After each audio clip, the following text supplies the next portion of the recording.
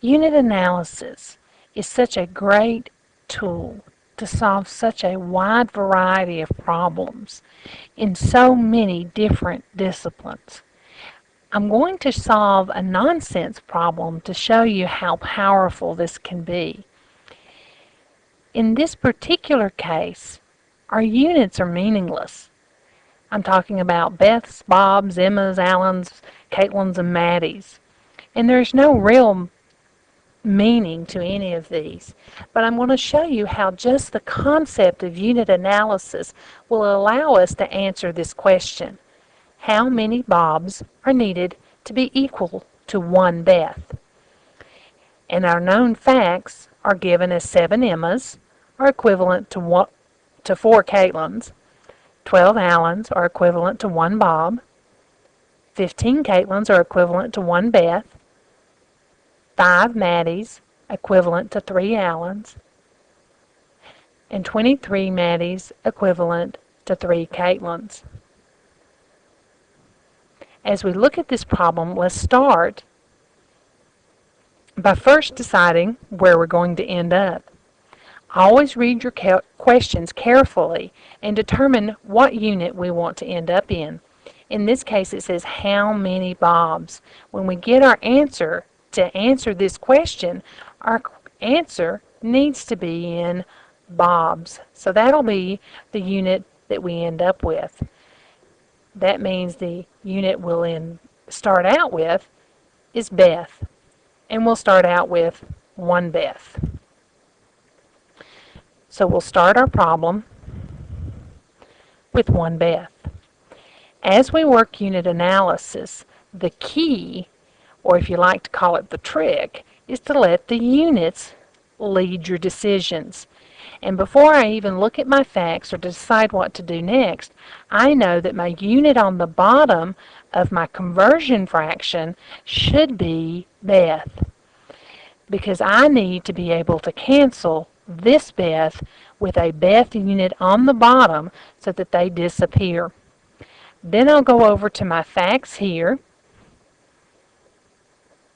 and pick one of these facts that have to do with Beth to use. In my case, I only have one such fact, and that is 1 Beth equals 15 Caitlins.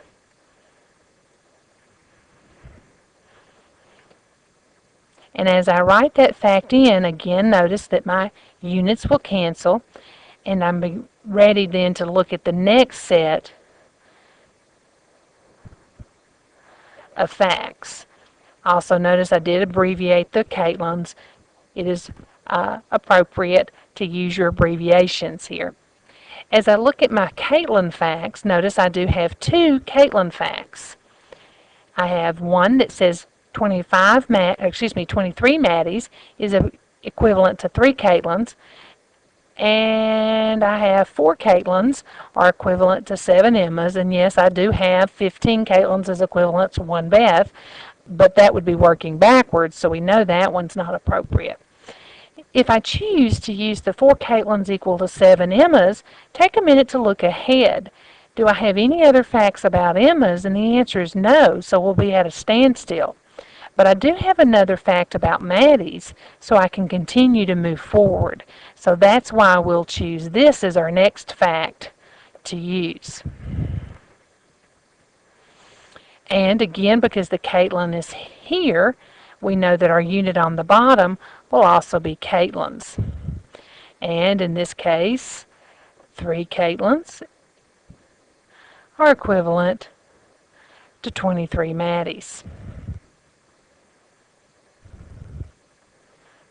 And please allow me to use the abbreviation here as well. The next thing I want to look at is I need a fact about Maddies. And again, my fact about Maddies will need to be on the bottom, or place Maddies on the bottom.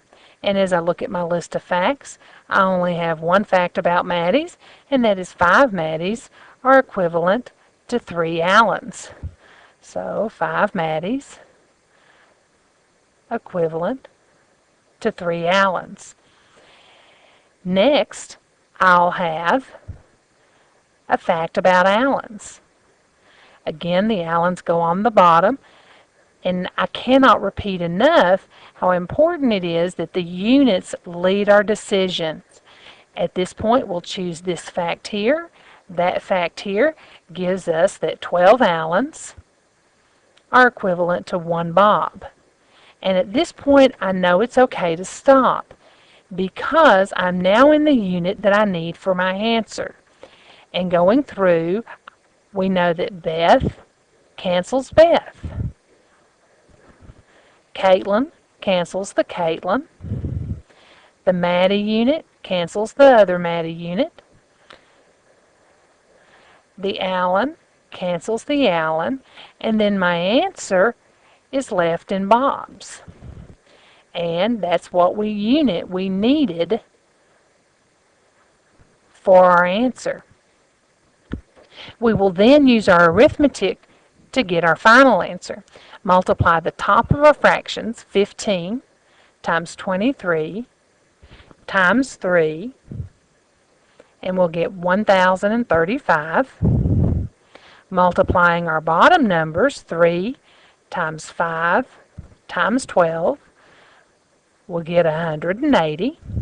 And 1,035 divided by 180 is 5.75.